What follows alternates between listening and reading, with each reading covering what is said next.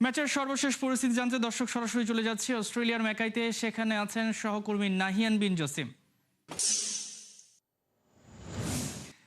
নাহিয়ান, সকাল সকাল বাংলাদেশের জন্য একটা দুঃস্বপ্নই বলা চলে, যেখানে ডারউইন আমরা ইতিহাস গড়েছি। ম্যাকাইতে এসে আসলে টাইগারদের কি হলো? লম্বা একটা সময় পেল, বাংলাদেশিরাই বা কি বলছেন, বা অজিদের ভাবনাটাই কি? সবকিছু মিলে সর্বশেষ পরিস্থিতি জানাবেন। যে বাংলাদেশ আসলে 64 রানে অল আউট হয়ে গেছে, যেটা কিনা আমরা আসলে এক্সপেক্ট করিনি।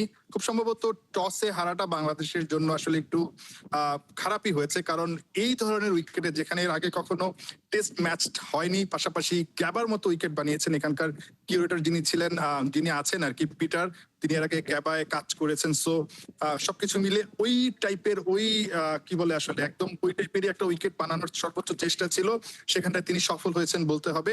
তবে এই ধরনের উইকেটে যে ব্যাট করা যায় না সজীব, তা কিন্তু না। বাংলাদেশ খুব সম্ভবত প্রথম সেশনের যেই প্ল্যানিংটা ছিল তাদের, সেটা এক্সিকিউশন করতে পারেনি আমার কাছে মনে হয়। তারা যদি একটু দেখে শুনে খেলতো, নতুন বলের যেই ধারটা সেটা যদি কমাতে পারতো, নতুন বলের উজ্জ্বলতা যেটা সেটা যদি একটু কমিয়ে দিতে পারতো, তাহলে কিন্তু আমার কাছে মনে হয় সেকেন্ড সেশন থেকে বাংলাদেশ আস্তে আস্তে আরো ভালো ব্যাটিং করতে পারতো এবং সেখানে তাদের সমস্যাটা একটু কম হতো। তবে এই জায়গাটায় বড় ভুলটা করে ফেলেছে বাংলাদেশ। একদম বলে না মর্নিং শোজ দ্য ডে, মানে একদম ইনিংসের শুরুর বলেই সাদমান যেভাবে আউট হয়ে গেছেন, তারপরে যেটা সাইমন ক্যাটিচো বলছিলেন যে বাংলাদেশের ব্যাটারদের আসলে ফুটওয়ার্কটা ভালো ছিল না, যেটা ডারউইনে দেখা গেছে। অনেক ধৈর্য, টেস্ট টেম্পারমেন্টের যে ব্যাপারটা আছে সেটা আসলে তারা দেখিয়েছে, কিন্তু এই জায়গাটায় তারা কেন যেন একটু ছন্ন ছাড়া ছিল, একটু অ্যাবসেন্ট মাইন্ডে ছিল।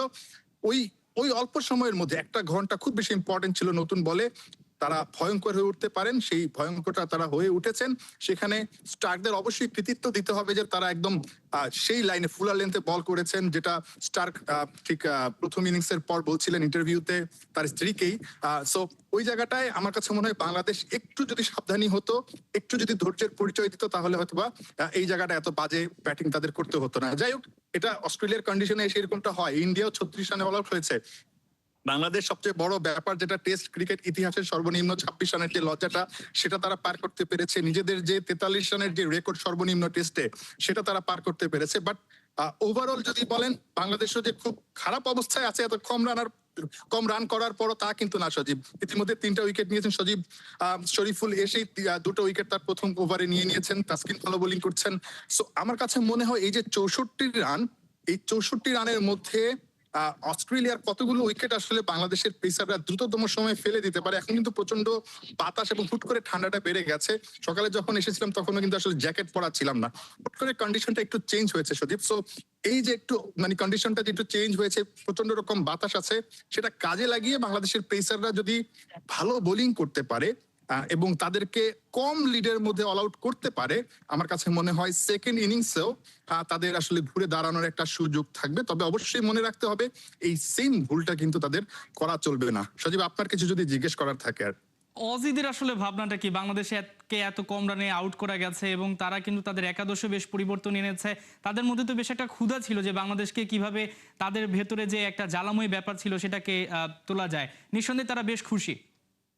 না, এই ম্যাকাইতে আসলে এই যে গ্রেট ব্যারিয়ার রিফ অ্যারেনা, যেটা এখানে আসলে এত উৎসব মুখর একটা পরিস্থিতি, এখন সকাল থেকে যেটা দেখলাম ঈদের মতো একটা অবস্থা। এখানটায় টেস্ট ম্যাচ হচ্ছে প্রথমবারের মতো এবং প্রচন্ড পরিমাণের দর্শকদের আগ্রহ, পুরো গ্যালারি ভরা। আপনি দেখেছেন সবাই সকাল সকাল এসে মাঠে হাজির হয়েছেন। 1 ঘন্টা 1.5 ঘন্টা আগেও দেখেছি উৎসব মুখর পরিস্থিতি, এবং তারা চাচ্ছিল যে অস্ট্রেলিয়া যেন ভালো ক্রিকেট খেলে। সেখানটায় আমার কাছে মনে হয় তারা কিছুটা হলেও স্বস্তিতে ফিরেছে। এবং সবচেয়ে বড় কথা যেটা, পেট কামিন্স বা মিচেল স্টার্ক কিংবা পুরো অস্ট্রেলিয়ার দল কিন্তু মারাত্মক রকমের চাপে ছিল। আজকে যদি বাংলাদেশকে তারা প্রথম ইনিংসে এত কম রানে অল আউট করতে না পারতো, তারা কিন্তু ওই ব্যাকফুটেই থাকতো আমার কাছে মনে হয়। বাংলাদেশ একটু সুযোগ দিয়ে দিয়েছে বলতে হবে, কারণ উইকেটটা একদম যে আনপ্লেয়েবল সেটা না। কিউরেটর গতকাল আপনি দেখেছেন ইন্টারভিউতে বলেছে যে আসলে প্রথম দিনটা বা প্রথম সেশনটা বিশেষ করে একটু ট্রিকি, এবং ওই সময়টা যদি পার করা যায় তারপর থেকে কিন্তু আসলে ব্যাট করাটা, অর্থাৎ দ্বিতীয় দিন থেকে কিন্তু উইকেটটা ভালো হতে শুরু করে। সো ইভেন ছিল আসলে বোলারদের জন্য বা ব্যাটসম্যানদের জন্য সবার জন্যই ভালো। বাট সেটা আপনি কিভাবে কাজে লাগাচ্ছেন, এটা হচ্ছে গিয়ে ব্যাপার। বাট আমার কাছে মনে হয় বাংলাদেশের ব্যাটাররা সেভাবে তাদের যে স্কিলটা সেটা তারা কাজে লাগাতে পারেনি। ফুটওয়ার্কটা ভালো ছিল না। তারা বাজে বলটাকে আসলে সিলেক্ট করেছেন, আউট হয়েছেন। ব্যাট এবং প্যাডের মধ্যে গ্যাপ ছিল, মুশফিককে দেখেছি বোল্ড হয়ে গেছেন তিনি। সো এরকম কিছু ভুলের কারণেই আসলে বাংলাদেশকে ভুগতে হচ্ছে। বাট আমার কাছে মনে হয় এই ধরনের উইকেটে বাংলাদেশের যারা বোলার আছেন তারা কিন্তু তাদের কাজটা করে দিবে। সেই বাংলাদেশের প্রত্যাশায় আমরা ব্যাটারদের কিন্তু রাখছি নাহিয়ান, যে আপনি যে কথা বলছিলেন যে ঈদের মতো পরিস্থিতি, সবে আসলে উৎসবে ভাসছে, বাংলাদেশও এই টেস্টে কামব্যাক করবে সেই প্রত্যাশা রাখছি। আপনাকে অসংখ্য ধন্যবাদ আমাদের সঙ্গে যুক্ত হওয়ার জন্য।